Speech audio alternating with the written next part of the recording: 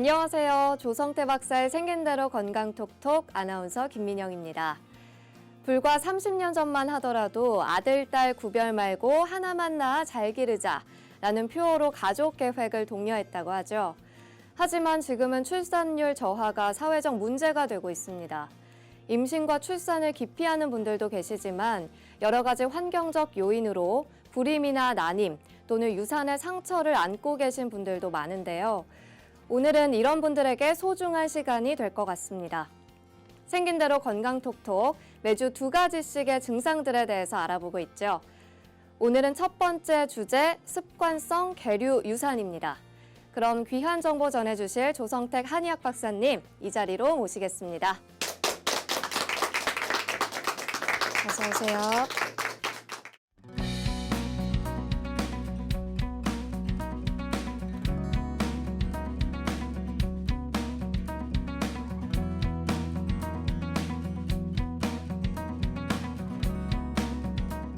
네, 오늘 강의는 이제 습관성 계류 유산에 대한 얘기입니다.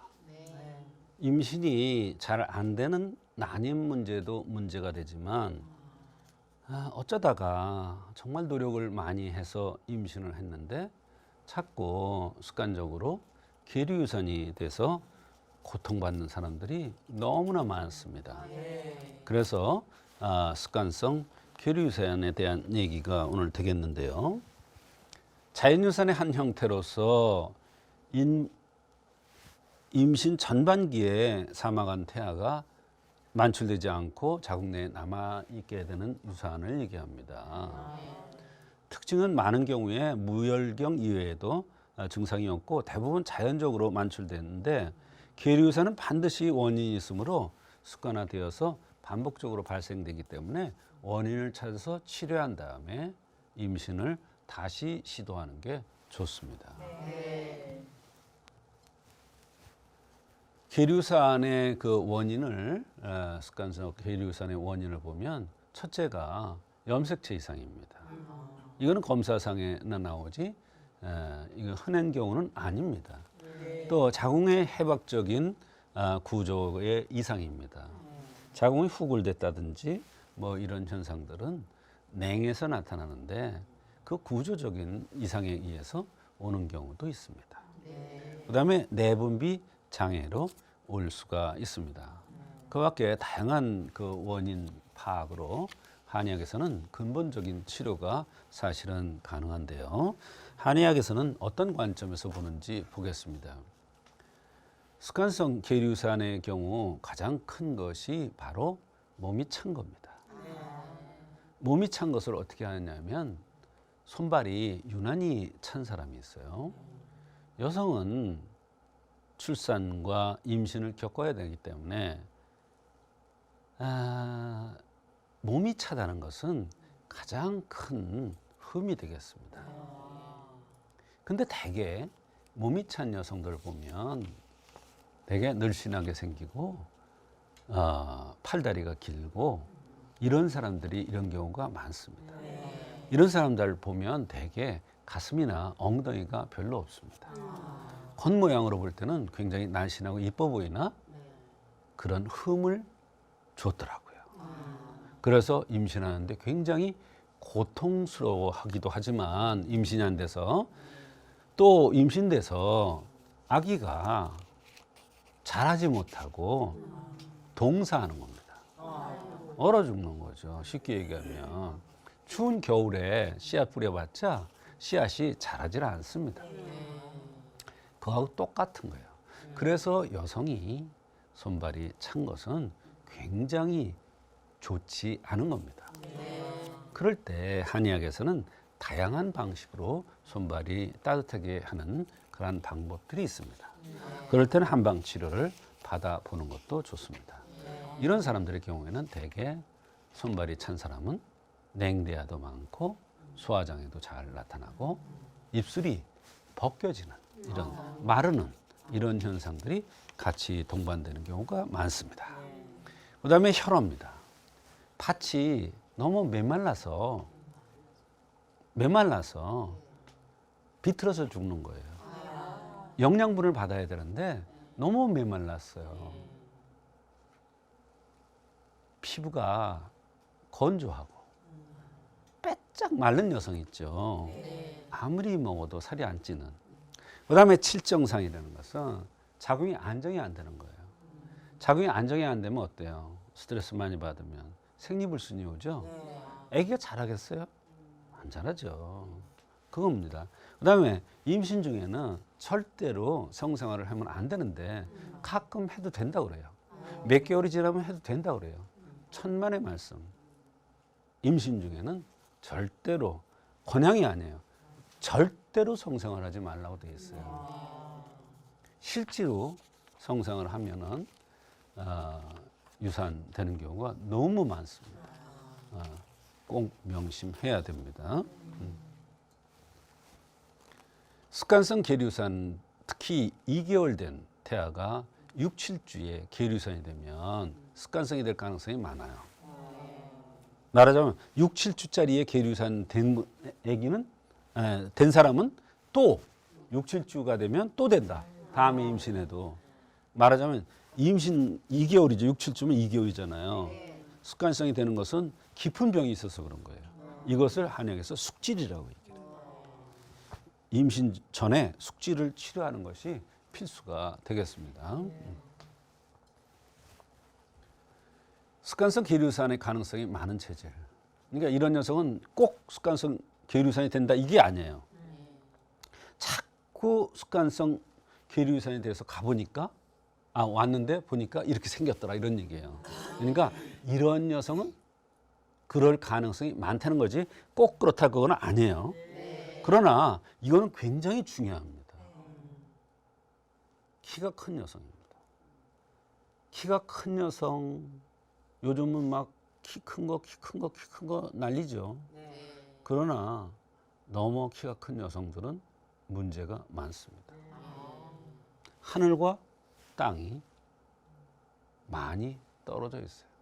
운명적으로도 좀 그렇습니다. 그래서 가슴이 답답하다는 얘기를 많이 합니다. 가슴이 답답하다는 것은 칠정에 손상되기 쉬운 건데 그러면 자궁이 안정이 안 되기 때문에 또 그런 여성들은 보면 하혈 같은 것도 많이 하고 생리불순도 많을 가능성이 많습니다. 그래서 그런 사람들은 보면 대개 키가 큰 여성들은 보면 집의 일보다도 바깥의 일을 굉장히 좋아하고 이런 사람들이 많아요. 그거는 발산하는 힘이 많은 거예요. 발산. 포하는 것보다도 밀어내는 힘이 강한 거예요. 그러니까 어때요? 아기를 포해야 되는데 밀어내는 힘이 강하니까 계류산이 되는 거예요. 유방이나 엉덩이가 작은 여성, 아까 얘기했죠? 혈이 부족한 거예요. 그다음에 수족이 냉한 여성은 바로 자궁이 찬 거기 때문에 수족이 찬 것은 자궁이 차고 위장이 찬 거기 때문에 좋지가 않고 유지가 안 되고 바로 자라지를 못하는 거예요. 자라지 못하고 죽는 거죠. 어깨가 넓은 여성. 남자가 어깨가 넓어요? 여자가 어깨가 넓어요? 남자. 그러면 여성이 어깨가 넓은 여성은 임신도 잘 안 되는 경우가 많이 있어요. 그래서 아무리 임신이 안 돼서 아무리 검사를 해도 아무것도 안 나와요. 근데 딱 왔는데 보니까 어깨가 넓어. 그래서 당신 한복 못 입겠네 그랬더니 자기는 한복 입으면 허수아비에 뭐 걸쳐놓은 것 같고 어깨가 좁아야 한복 입으면 이쁘죠. 맞죠? 그래서 어깨가 넓은 여성은 여성이 돼 남성성이 있는 여성입니다. 그렇기 때문에 이럴 때는 노력을 많이 해야 됩니다.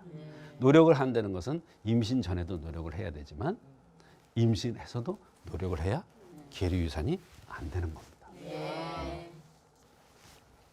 피부가 거친 여성. 여성이 피부가 부드러워요, 거칠어요? 부드럽죠. 피부가 거칠고 매우 마른 여성. 너무 말랐어. 또 얼굴에 버짐이나 털이 많은 여성. 남자가 털이 많아요, 여자가 털이 많아요? 남자가 많죠. 그래서 여성은 제모를 많이 합니다. 털이 있으면. 저희들은 알아요. 딱 진찰하면서. 아, 제모했구나. 입이 발라야 돼요. 여기에 아주. 근데 입이 약간 이렇게 삐뚤어진 사람 있죠? 그런 사람들은 바로 자궁에도 문제가 있는 겁니다. 요거는 여자 생식기, 요건 남자 생식기이기 때문에 그렇습니다. 배가 여성은 배가 많이 나오면 돼요, 안 돼요? 안 되죠. 근데 나이 들면 배가 나와요, 안 나와요? 나오죠. 근데 아가씨들은 배가 나오면 어때요? 이거 조금만 나와도 배가 나왔다고 이럽니다. 배가 나온다는 것은 그만큼 안에 노폐물이 많이 쌓이는 거예요. 그러니까 노폐물이 쌓이는데 아기가 생길 가능성도 없고 또 잘 자랄 가능성이 낮죠. 그래서 습관성 계류현상이 많이 되는 겁니다. 그다음에 불편한 증상으로 찾아보는 습관성 계류현상의 원인은 유즙이 나온다. 이건 숙질이 있는 거예요. 유즙이 애기 출산하고 나야 나오죠. 왜 유즙이 나와요? 이건 뭐예요? 컴퓨터 고장 난 거예요. 여기 컴퓨터가 고장 났단 말이에요. 그럼 컴퓨터 고장 났으면 어때요? 자궁이? 이거하고 음두 양두예요. 음두 양두. 같은 거예요. 스트레스 많이 받으면 생리불순, 생리안해. 똑같은 거예요. 유즙이 나온다. 컴퓨터 고장 난 거예요. 생리 전에 유방이 몹시 아프다. 이것도 좋지 않은 거예요. 그다음에 2개월 된 태아를 인공유산 시켰을 때. 인공유산을 시켰는데 6주, 7주짜리 시켰어. 좋지 않다. 대개 3개월 때는 자궁문이 열리는 때예요. 2개월 때는 자궁문이 닫히는 때입니다. 자궁문이 닫혀 있는데 억지로 뽀개고 애를 꺼집어낸 거기 때문에 그거는 굉장히 깊은 병이 들 가능성이 많아요. 그걸 숙질이라고 그래요. 그런 경우에 이제 유즙이 나오는 경우가 있고요. 그것 때문에 이제 습관성 계류현상이 되는 경우가 많이 있습니다. 한의학적인 치료법은 근본적으로 어떤 원인에서 왔는가를 알아서 한약을 쓰거나 근본적으로 뜸을 떠서 따뜻하게 하고 기혈순환을 시키거나 한약을 투여하거나 이런 또 침치료를 하거나 이렇게 해서 치료를 합니다. 생활상의 주의점은 임신 중에는 절대로 부부 생활을 하는 것은 안 됩니다. 무거운 것을 많이 드는 것도 좋지가 않습니다. 버스나 기차 같은 걸 오래 타는 것도 좋지가 않습니다. 선체로 장시간 일하는 거 좋지 않고요. 오랜 시간 앉아서 뭘 하는 것도 좋지가 않습니다. 말하자면 임신 중에는 항상 몸을 조신하게 해서 무리를 하지 말라는 뜻이죠. 그래서 이렇게 여러 가지 임신도 잘 안 되고 습관성 계류현상 생기는 경우도 많은데 이런 관점에서 평소에 생활을 조심하고 또 한의학적으로 그 원인을 정확하게 찾아서 치료하면 계속되는 습관성 계류현상이 한의학적으로 치료돼서 아기를 출산하는 데 성공할 수가 있는 것입니다.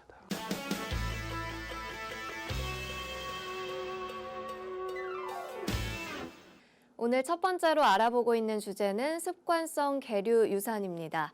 계류유산, 용어도 참 어려운데요. 지금 시간 사례를 통해서 더욱더 자세히 알아보도록 하겠습니다. 박사님, 어떤 사례가 있었나요? 네, 30대 후반의 여성입니다. 이분은 임신이 잘 안 되고 중간에 자꾸 계류유산 되는 것 때문에 내원을 했는데요.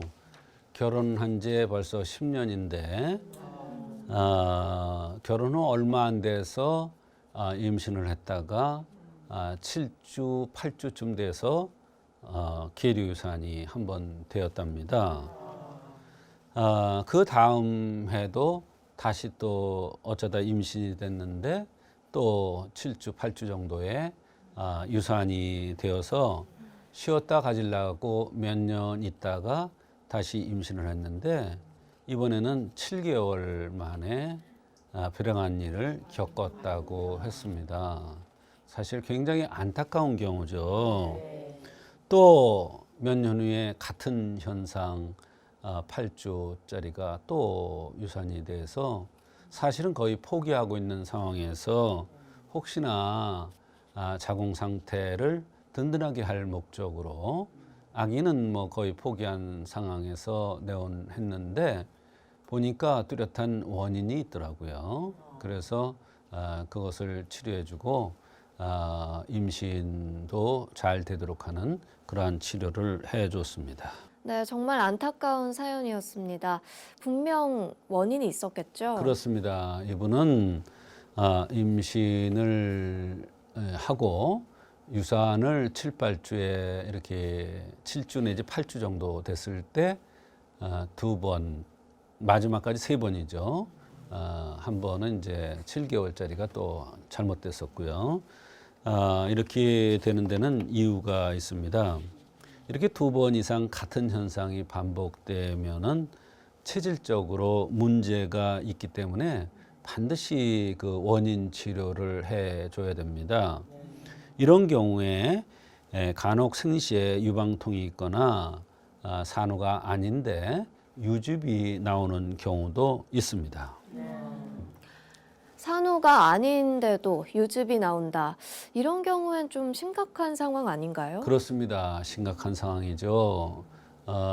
컴퓨터 저희들은 이렇게 얘기하는데 컴퓨터가 고장난 것이다 이렇게 얘기를 하는데요. 사실 호르몬 조화가 깨진 것입니다. 산후에 유즙이 나와야 되는데 아무 때나 나오는 것은 정밀한 인체 컴퓨터가 고장이 난 것입니다. 한의학적으로 이것을 깊은 병이 있는 것이다 그래서 숙질이 있다 이렇게 얘기를 합니다. 그런데 이런 숙질이 있을 때 이것을 치료하는 근본적인 치료를 하지 않고 다시 임신을 한다면 같은 현상이 반복될 수밖에 없습니다. 그래서 이 여성은 3번이나 같은 현상을 반복해서 불행하게도 겪었던 것입니다. 자궁의 숙질이라고 하셨는데요. 자궁의 숙질은 왜 생기는 건가요? 네, 자궁의 숙질은 여러 가지 원인이 있을 수가 있는데 첫째가 2개월짜리를 유산을 시켰을 때 그렇습니다. 그게 무슨 얘기냐면 2개월, 4개월, 6개월 때는 대개 자궁문이 닫혀 있는 때입니다. 또 3개월, 5개월, 7개월 때는 열려 있는 때입니다. 그건 무슨 얘기냐면 바로 자궁이라는 것은 개합작용을 합니다. 열렸다 닫혔다 열렸다 닫혔다 하는 사람이 숨을 쉬듯이 자궁도 그런 현상이 있는데 자궁문이 열렸을 때는 자연 유산이 잘 되는 겁니다.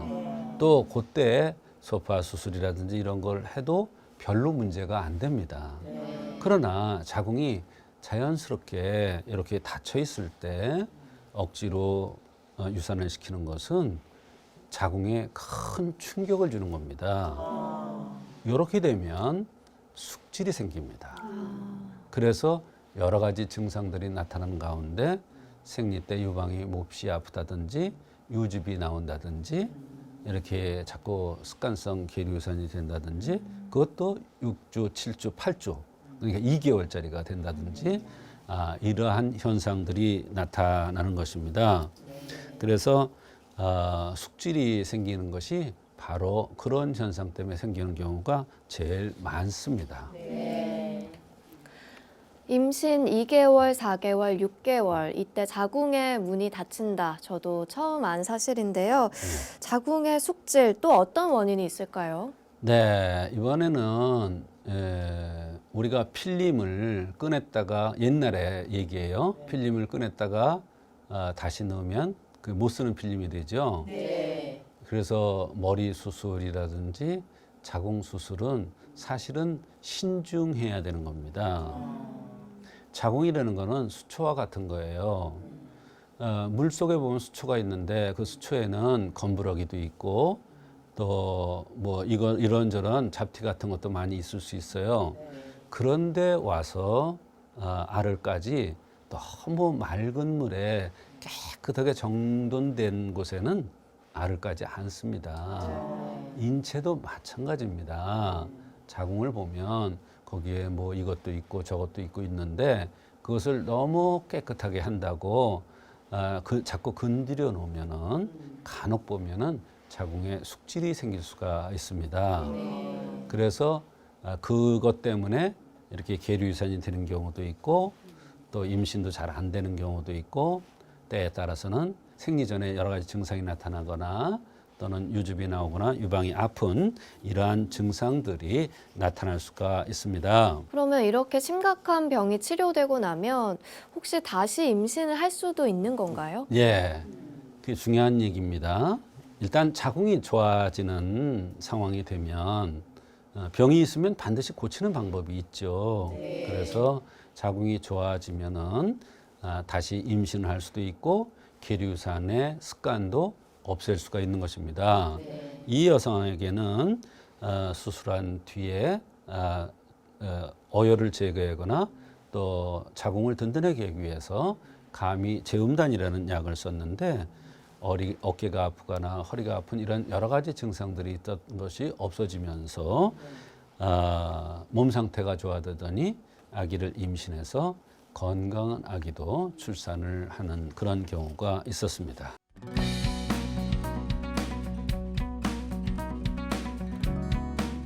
네, 이번에는 이제 변이성 협심증이라는 주제입니다. 두 번째 주제는 변이성 협심증이라는 주제입니다. 변이성 협심증이라는 것은 여러 가지 협심증 중에서 이형성 협심증이라고 하는 그런 것이 바로 변이성 협심증인데요. 말 그대로 협심증은 협심증인데 좀 예상 외의 협심증, 원인을 잘 알 수 없는 협심증이 되겠습니다. 주로 특징은 새벽이나 아침 일찍에 집중적으로 가슴에 통증이 발생을 합니다. 이런 환자 많이 있습니다. 그게 가서 검사해 보니까 아무것도 안 나와요.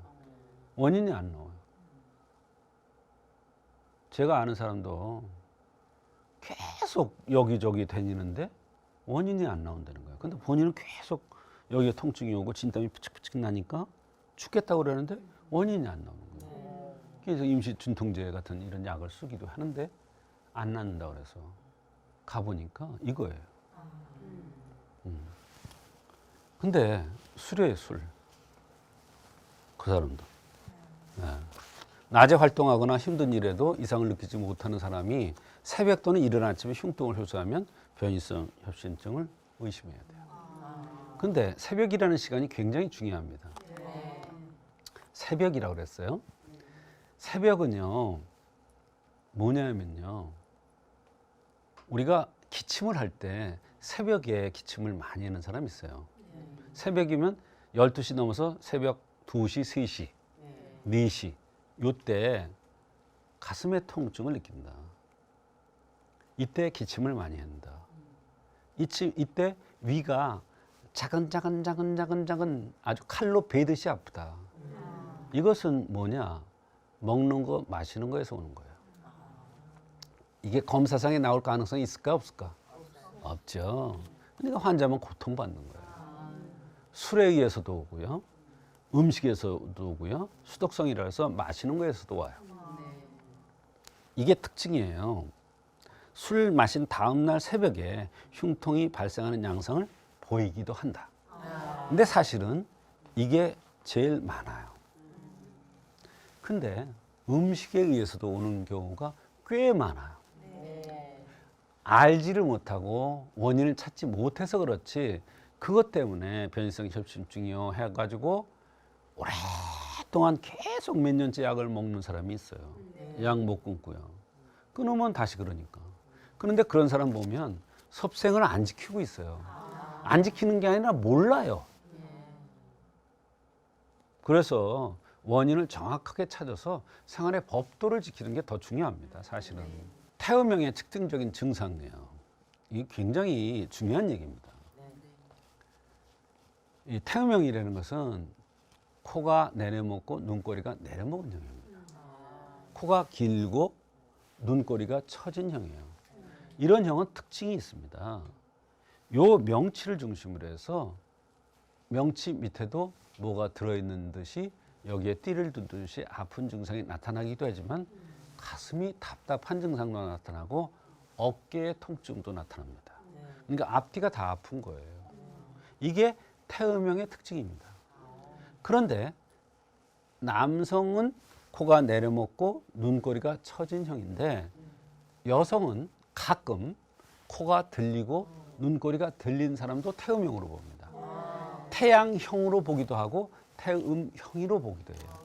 그러면 그걸 어떻게 구별하느냐? 나타난 증상을 보아서, 그 사람의 습관을 보아서, 주변 환경을 보아서 이거를 구별하는 겁니다. 그래서 태음형, 그중에서 얼굴이 각이 진 사람들이 바로 변이성 협심증을 호소하는 경우가 많습니다.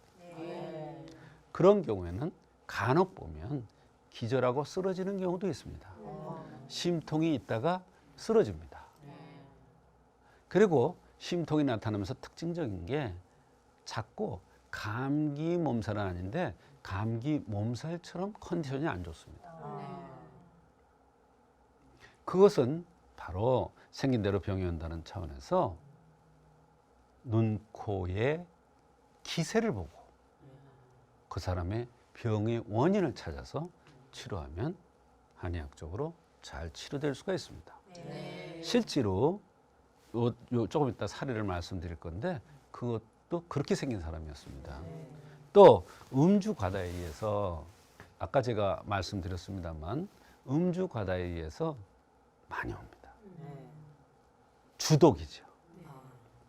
심장에 통증이 오는데 실제로 얼마 전에 어떤 분이 58세인데 돌아가셨어요. 근데 심장약을 오랫동안 복용하고 있더라고요.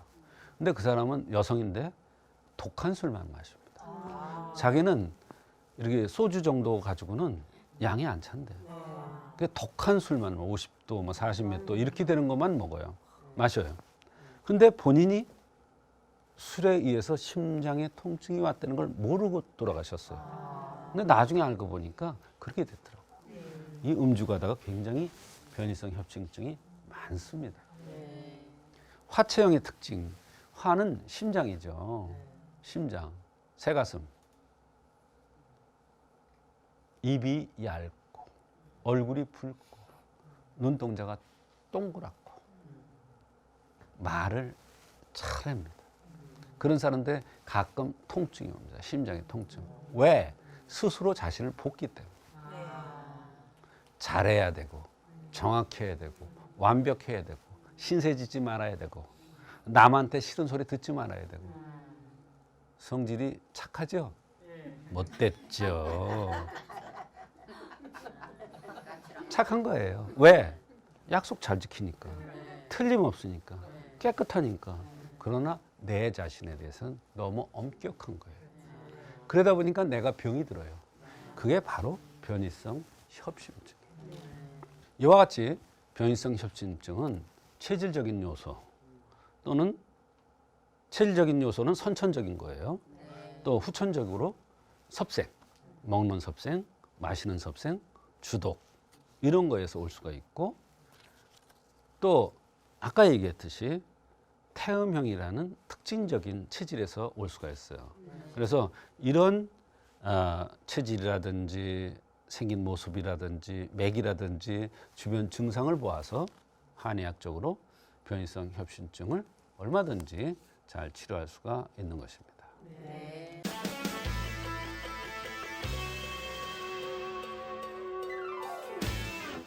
오늘의 두 번째 주제였죠. 변이성 협심증에 대한 조성태 박사님의 강의 전해드렸습니다. 그렇다면 치료 사례를 통해서 더욱더 자세히 알아보는 시간 가질 텐데요. 박사님, 첫 번째 치료 사례 소개해 주시죠. 네, 첫 번째 사례는 미국에서 가슴의 통증과 가슴의 답답함 때문에 내원했던 60대 초반의 남성 이야기가 되겠습니다.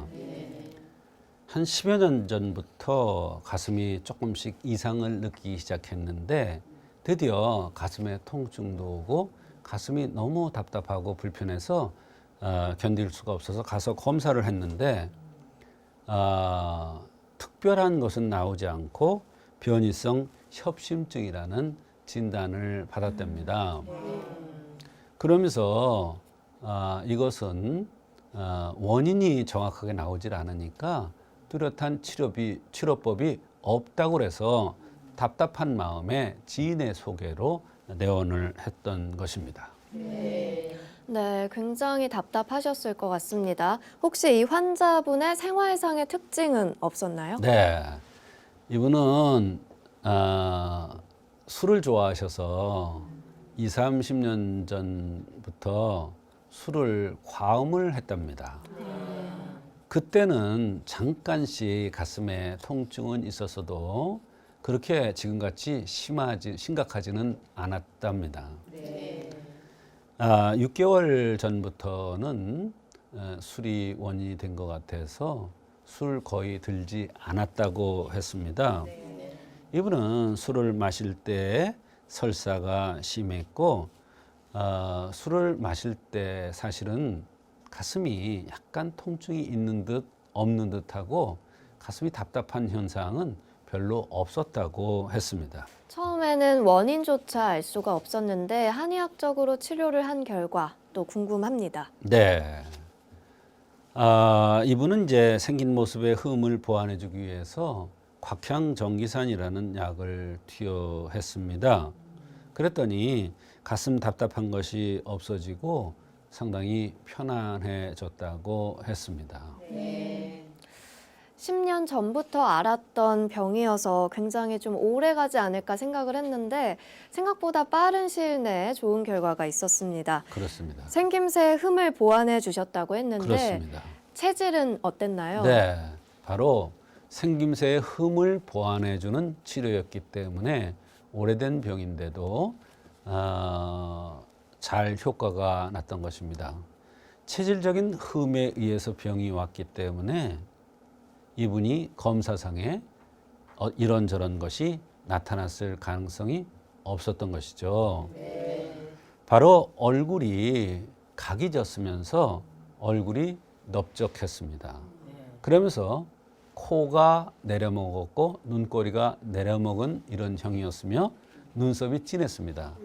소위 말하는 한의학에서 얘기하는 태음형 체질입니다. 그래서 태음형 체질은 특징적으로 명치 있는 데가 거북하면서 좌우 요 늑간 밑으로 띠는 두른 듯이 거북한 경우가 많이 있는 체질입니다. 이분은 평소에 이런 현상이 자주 있었고 또 이거와 더불어서 뇌가 좋지 않은 게 특징인데 가슴이 답답한 현상도 같이 나타나는 게 특징입니다. 그래서 이분이 호소하는 가슴의 통증, 가슴의 답답함을 해소해 주기 위해서 내외를 좋게 해주는, 말하자면 생긴 대로 병이 온다는 차원에서 생긴 모습의 흠을 보완해 주는 곽향정기산 감이방을 투여했는데 좋은 결과가 있었던 것입니다. 말하자면 검사상에 아무것도 안 나온다 그래서 방치를 했으면 그대로 그냥 견뎌냈으면 상당히 오랫동안 고생을 할 수도 있었던 환자입니다. 박사님, 한의학에서는 맥도 중요하잖아요. 그렇습니다. 맥은 어땠나요? 맥이 굉장히 중요한데요. 사실 이 환자도 맥이 중요하기 때문에 말씀드리는데요. 이분은 맥이 82, 80맥으로서 중초라는 데 떨어졌습니다. 중초에 떨어졌다는 뜻은 뭐냐면 비위와 연관돼서 병이 올 수 있다 이런 얘기예요. 말하자면 이분이 체질적으로 명치 있는 데가 이렇게 거북하고 이렇게 띠를 두르는 것 같은 이런 것이 나타난 체질이라고 말씀드렸죠. 바로 생긴 모습이 태음형으로 생겼고 맥이 비위에 떨어져서 비위의 중초의 운행이 잘 안 돼서 나타나는 병으로 보고 바로 가슴을 답답한 것을 풀어주기 위해서 곽향정기산이라는 약을 투여했던 것입니다.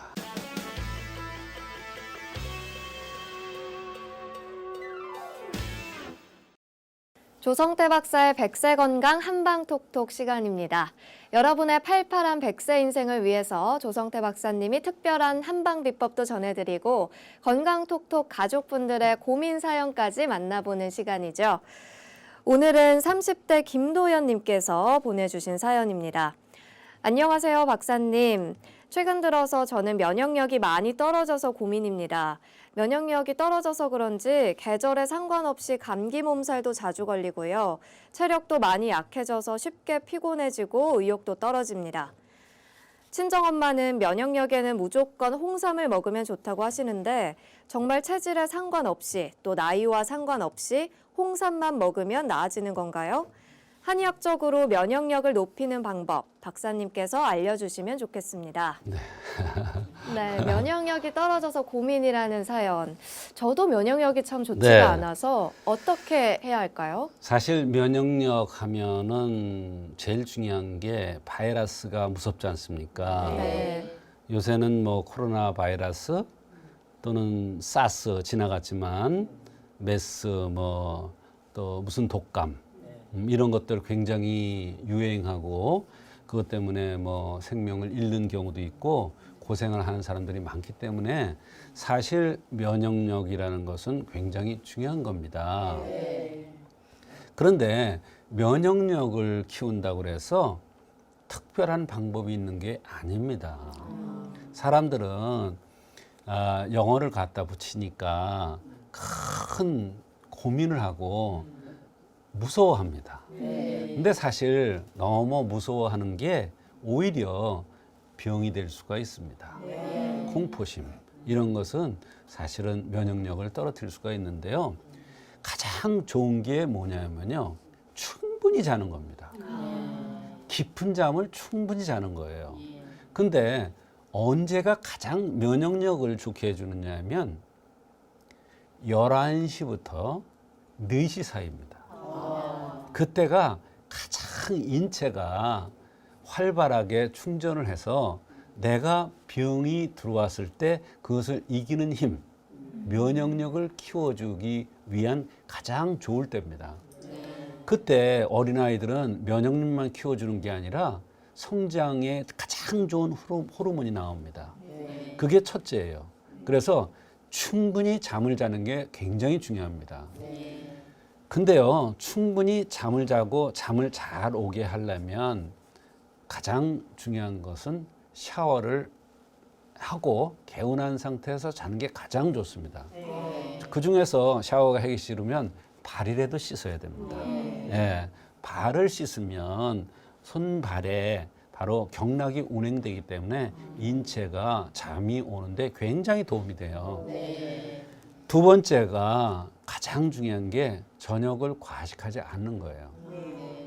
저녁을 과식하면 밤새도록 충전을 해야 되는데 충전을 못하고 몸이 방전된 상태가 돼요. 알아요. 몸이 상태가 나빠지기 때문에 면역력이 떨어지는 거예요. 그 다음에 식후에 식사를 할 때 천천히 씹어 먹어야 바로 행복 호르몬이 나옵니다. 바로 그게 면역력을 키우는 방법이에요. 우리나라 사람들 5분이면 뚝딱해요. 이거 문제가 커요. 네. 특히 살이 찌면 면역력이 약한 사람들이 많죠. 그것은 바로 그 기가 부족한 거예요. 기라는 것은 위기에 적응하는 힘. 이게 면역력이에요. 그 다음에 음식으로서는 전통장입니다. 김치 최고입니다. 숙성된 거. 그 다음에 된장, 고추장. 예, 이게 가장 좋고요.